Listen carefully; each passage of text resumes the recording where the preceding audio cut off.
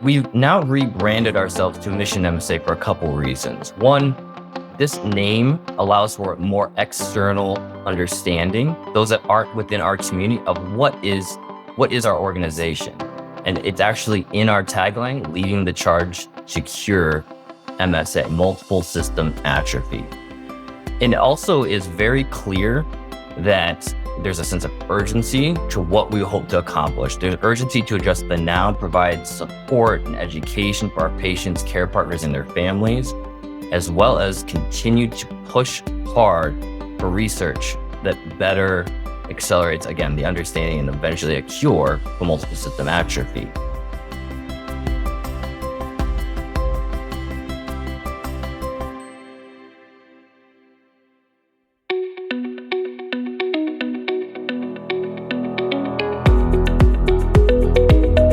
This is Associations Thrive, the podcast celebrating successful associations and their leaders. I'm your host, Joanna Pineda, CEO and Chief Troublemaker at Matrix Group International. Listen in as top association executives tell all, revealing the creative and innovative ways they're increasing membership, generating revenue, nurturing engagement, and reimagining their organizations. By the way, if you've launched a new initiative, created new member services, or updated your governance structure and are seeing great results, I want to hear your story, and so do my listeners. I'd love to have you as a guest. Go to podcast.matrixgroup.net and apply to be on Associations Thrive. Now let's dive into this week's show. Today, I'm speaking with Joe Lindahl, CEO of Mission MSA. Joe, welcome to the show. Thanks, Joanna. I'm so happy to be here. Well, tell us about Mission MSA. Yeah, Mission MSA. We are the largest patient advocacy and research organization dedicated towards multiple system atrophy. And multiple system atrophy, or MSA, is a rare neurodegenerative disease. The easiest way I describe it is it's Parkinson's cousin, but it's much faster. So Parkinson's on speed. And unfortunately, often misdiagnosed with Parkinson's until we get a new probable diagnosis of MSA. Joe, what does it mean that it's multiple system atrophy? It's a great question. And it really means that it affects multiple pieces of the brain. So we have a couple different types of MSA, MSA-C, which is cerebellar, so it affects cerebellar ataxia, and then MSA-P, or MSA Parkinson's, where a patient really has more Parkinsonian symptoms initially in the clinic. So there's different flavors, and it's attacking different systems. How many people are affected by MSA each year? How many people get diagnosed? Well, back to the original piece of it's hard to diagnose. Many of our patients, again, are initially diagnosed with Parkinson's. Then as they progress through their journey, they will start to experience slightly different symptoms that are perhaps a little bit different. And then the drugs that normally treat Parkinson's are no longer working. From there, they'll start to go through the next iteration of tests and assessments to determine, do I actually have Parkinson's, or do I have another synucleinopathy or atypical Parkinson's, which is MSA. We estimate between 15 to 50,000 people in the United States are living with multiple system atrophy, and that is our best estimate at this point. Joe, let me ask you a question. So when I booked you to be on this podcast, your organization had a different name. You were the Multiple System Atrophy Coalition, and you recently rebranded to Mission MSA. So tell us about the rebrand. Yeah, so we're over a 30-year-old organization, and we've evolved with the disease. It actually used to be known as the Shy-Drager syndrome. So we were then the Shy-Drager support group. We then became the Multiple System Atrophy Coalition to kind of be more recognized as the organization for MSA. And we've now rebranded ourselves to Mission MSA for a couple reasons. One, this name allows for more external understanding, those that aren't within our community, of what is our organization. And it's actually in our tagline, leading the charge to cure MSA, multiple system atrophy. And it also is very clear that there's a sense of urgency to what we hope to accomplish. There's urgency to address the now, provide support and education for our patients, care partners, and their families, as well as continue to push hard for research that better accelerates, again, the understanding and eventually a cure for multiple system atrophy. The coalition piece of it was a bit confusing. We heard externally, like, were we a coalition of companies, organization, industry? But really, we are one. We have multiple constituents that help support and really provide a lot of horsepower to what we do as an organization. Well, we're going to talk about Mission MSA in a second, but before we do that, let's talk about your journey. So how'd you get to be CEO of Mission MSA? So I think like many tales all the time for association professionals fell into it. I graduated from DePaul University with a degree in journalism in 2008. So for those listeners that aren't of a certain age, 2008 was about the time of the big recession. Right. It was also the same time that people decided they didn't want to read newspapers anymore. And again, a newspaper, for those who are listening, are the things that your parents get. Right. So that's what I want to do. I want to be a newspaper writer. I want to do sports, and the entire landscape changed. So by the time I was leaving school, I was just trying to find a job at that point. So I graduated. I worked actually at a gym taking care of kids for a bit because I've always liked kids.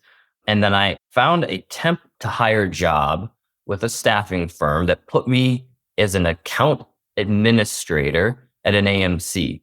An association management company. Association management company, that's right, in Chicago. No idea what it was. I went through the interview, ended up I was going to do some marketing. So I worked for two groups, the National Association of Healthcare Quality and the American Association of Neuroscience Nurses. And they both had certification boards and they both had foundations. So I actually had 6 clients, but I was helping support doing the marketing work for. And I kind of loved it, like learning about these specialty groups that were accelerating their causes, the education, better patient outcomes. I liked the marketing aspect.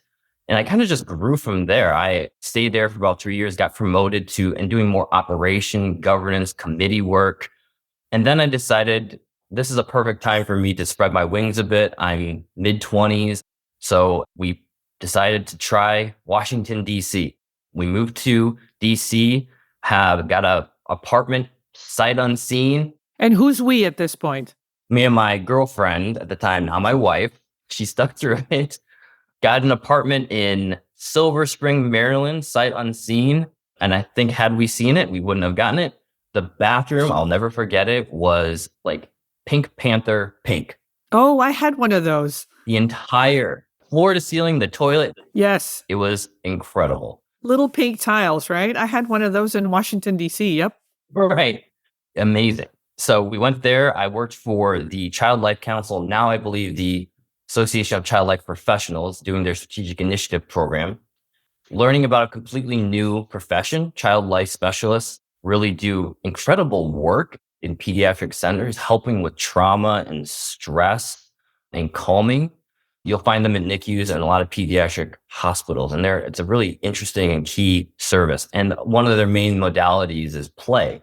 Like they actually use the therapy of play to support patients and their families, which is fascinating. I then moved over to the trade side and became the chapter manager for the American Staffing Association in Alexandria. And I did that for about 3 years. And I really like component relations as well. I got to work with local leaders and try and find ways that we can better align ourselves from a national standpoint, as well as a state and grassroots level in the relationships and learning, again, a completely industry I hadn't really known much about, except when I was actually initially placed in my first job through a staffing firm. It's kind of a full circle moment. It was a great experience. I got promoted once and I had the opportunity and bandwidth and luckily the leadership buy-in to kind of revamp some of how they've organized their chapters and eventually what we call regional councils, again, for better alignment purposes. And then I went back actually to the first AMC back in Chicago, moved back to become a senior operations manager for the National Association of Neonatal Nurses. So back to the nursing space, which I do enjoy immensely. Learned a lot about the NICU, got to work in their nominations, really support the executive director, was chief of staff for their kind of a side piece of the organization, specifically for nurse practitioners, Hmm. which is a fascinating exercise as well. Cut my teeth for the person to be the staff lead for a board-like work, which is fantastic. And then I got promoted and became the executive director for the International Transplant Nurses Society and the Academy of Breastfeeding Medicine. Very interesting work. I actually just had my first child about that time. So the breastfeeding thing was fascinating. Mostly physicians, well, actually all physicians, and really working to expand the knowledge, education, the benefits around breastfeeding as a real field of interest and expertise. And then Transplant Nurses Society was an amazing group to work with as well. Solid organ donations, working with those folks that will kind of work outpatient, inpatient care, and all the challenges around organ donation.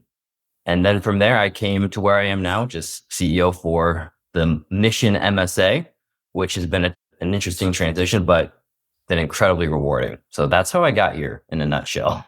Wow. So, Joe, you worked for a number of professional societies, especially in the medical field, but now you're with a patient advocacy organization. What's that like? How's it different from going from a membership group to more of a nonprofit?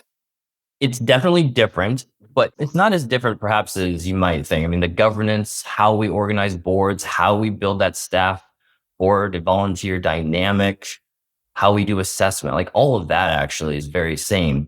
The reason that I kind of wanted to make this change was because having been at professional societies, trade organizations, I love that work. The thing I was always curious about was how does it affect the patient? Because I think Mm, what we're doing at the end of the day to be better nurses, better physicians, is we want better patient outcomes at the end of the day. yeah. I had never been able to see or experience that. And I love like developing guidebooks, putting new webinars together, enhancing an annual meeting. But I wanted to see how does that actually impact the patient? And so this is a unique opportunity. I have patients on my board. I have current care partners, past care partners, industry researchers, everyone that's involved in this space is part of our board on purpose.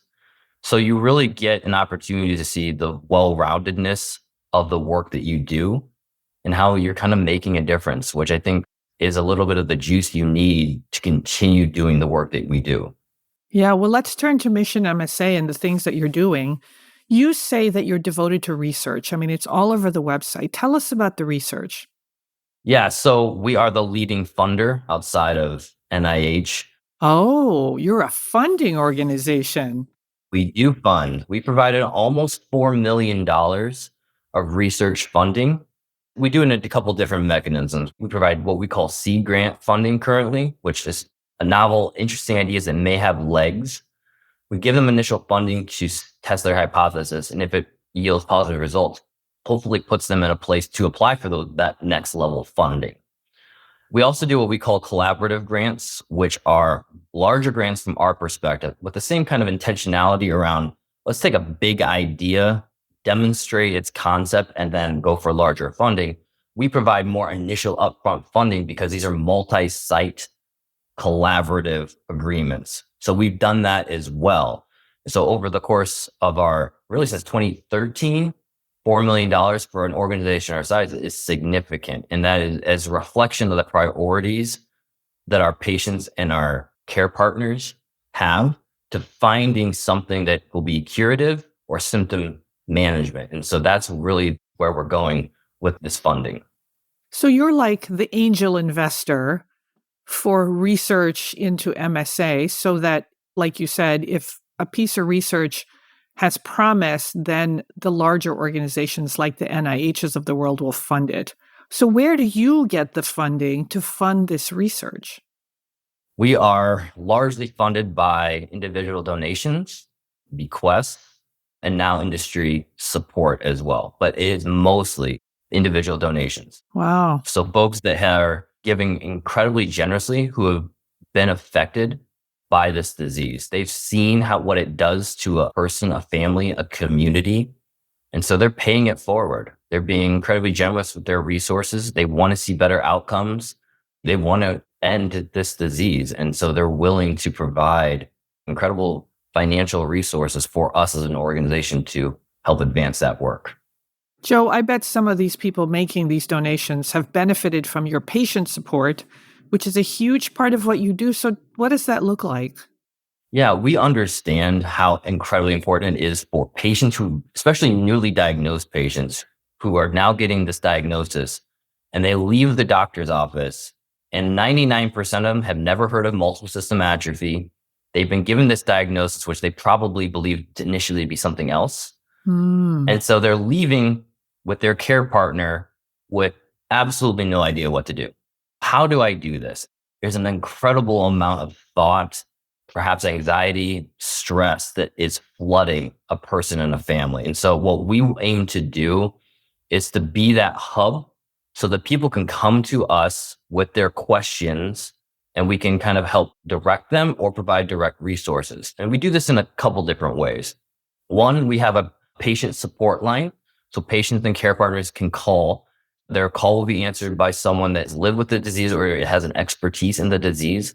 Answer any questions they might have. This could range from where do I find a movement disorders doctor, someone who knows about the disease. It could go, what do I think about in the next 5 years? How do I get my home ready for what I know is next? Wow. Stress, mental health. How do I deal with what I'm experiencing? So our patient support line is a great resource for someone to have direct interaction, real-time discussion, and just quite frankly, have someone to talk to who knows what they're going through because it is a rare disease. It's not like a lot of people know of others that have been affected by MSA. And so it's important to immediately plug into someone that has gone through this experience and can help provide an initial person to talk to. These people taking the calls, are they paid staff? Are they volunteers? Are they health professionals? They're going to be a mix of staff and volunteers.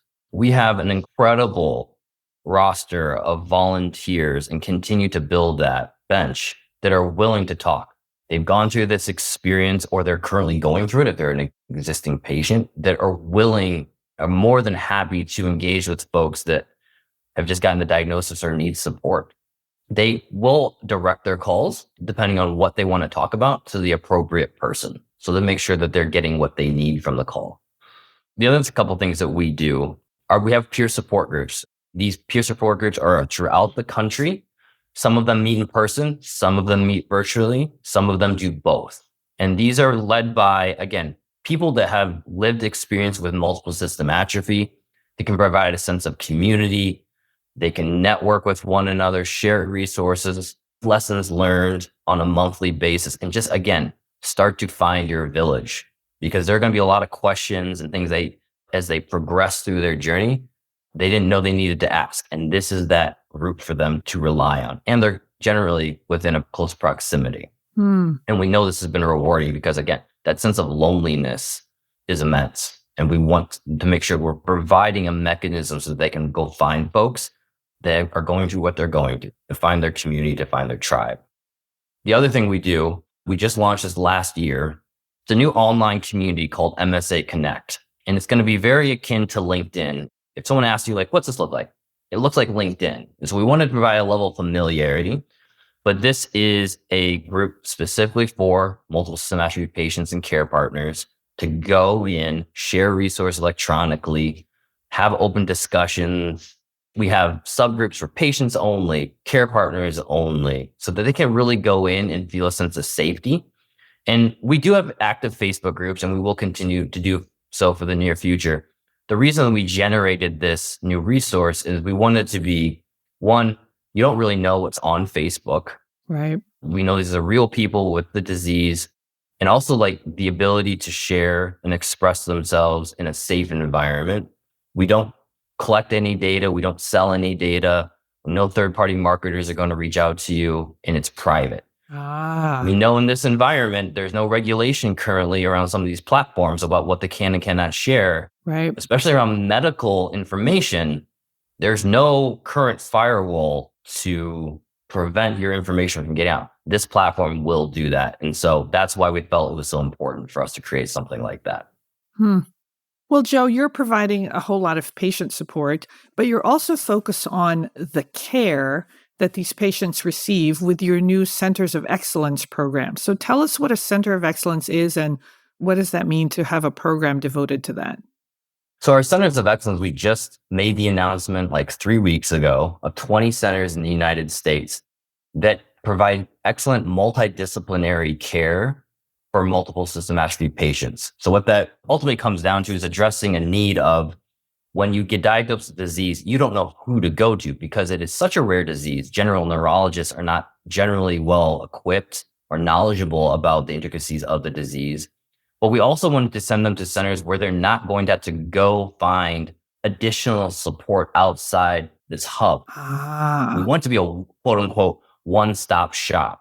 You find the care, you have your clinical support, but also your other healthcare providers, occupational, speech pathology, all these other healthcare providers that you need to help manage your disease.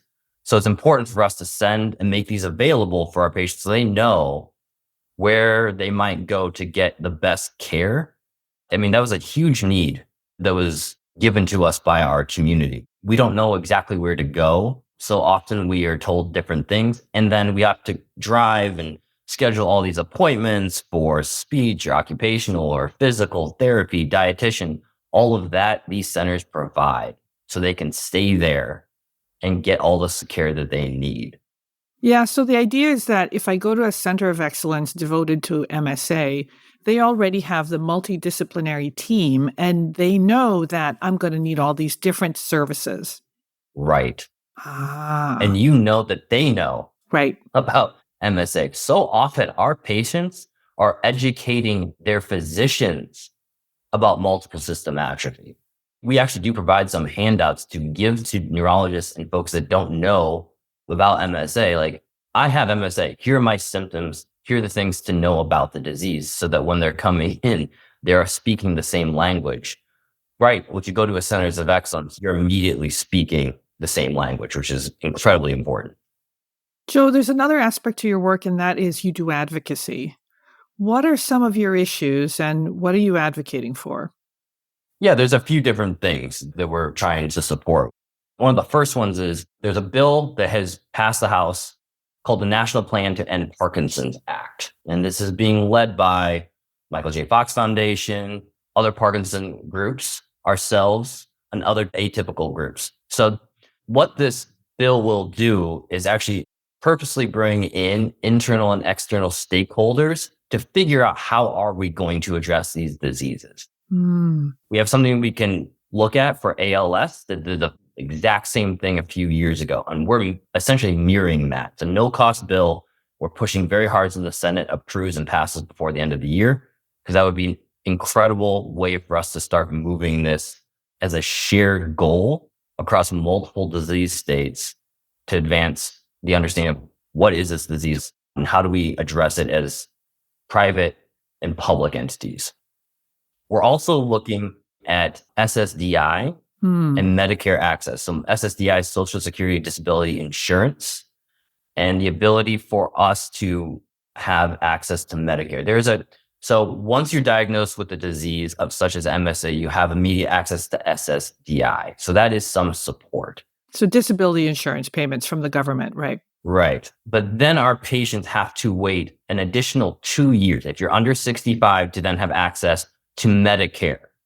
So if you're 58 and our patients traditionally are diagnosed younger than Parkinson's, then you have to wait 2 years to really have the ability to go and see all the healthcare providers and such that you need.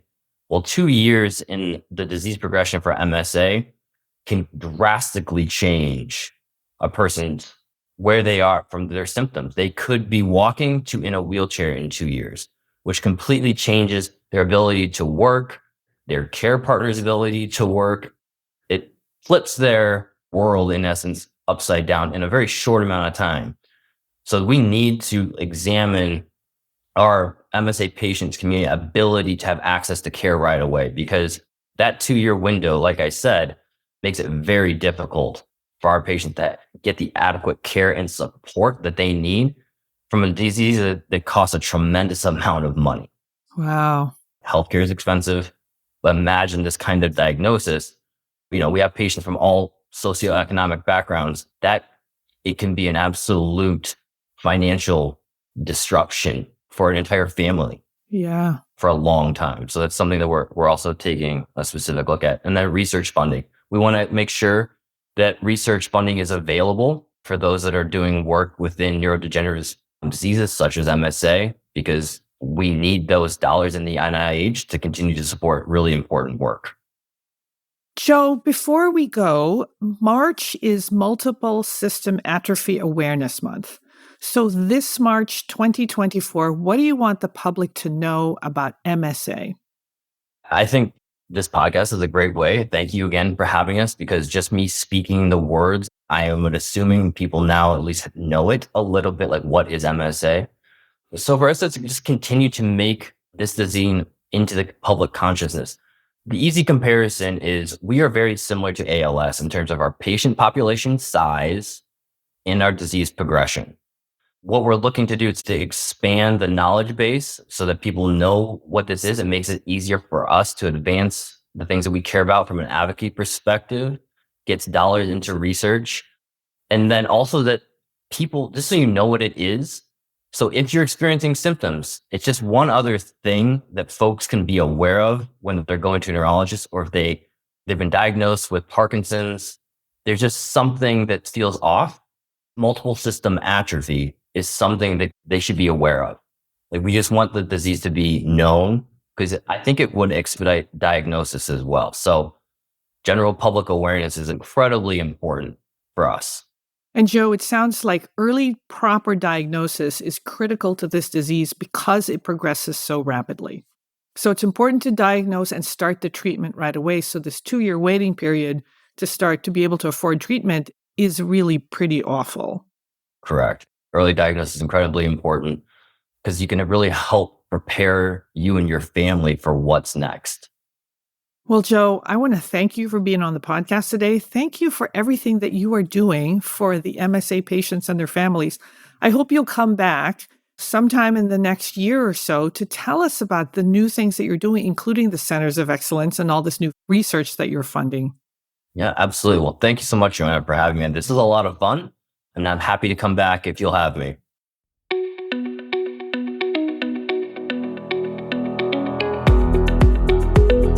Thanks for listening to Associations Thrive. We're so glad to have you here. You know, my personal mission and the mission of my company, Matrix Group International, is to help associations and nonprofits increase membership, generate revenue, and thrive in the digital space. I want to hear stories of how your organization is thriving in today's challenging landscape.